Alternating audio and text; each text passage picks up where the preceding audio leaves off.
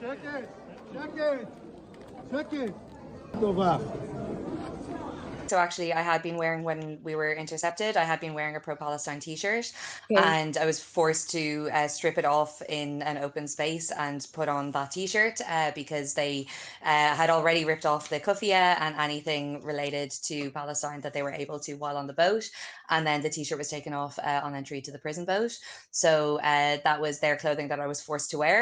So we were going through this processing at Ashdod port, where they kind of go through immigration, they go through questioning, they kind of use a lot of opportunities to insult you, to hurt you, whatever.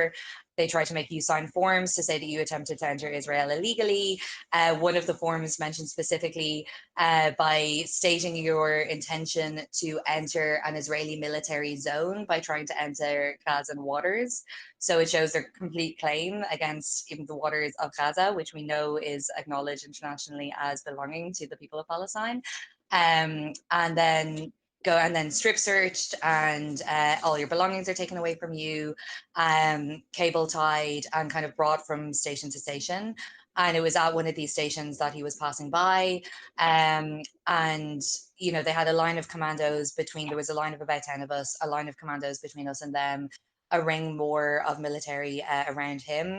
And he came and he taunted us during the last interception as well in 25.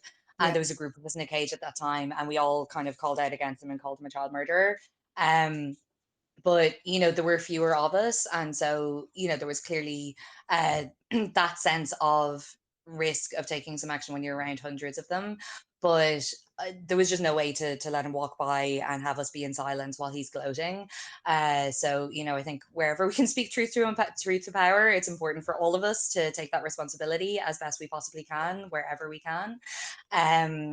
So called out Free Palestine. By the time I was finished, I was on the ground and I was dragged away. And yeah, they dragged me on the floor to a kind of isolation section.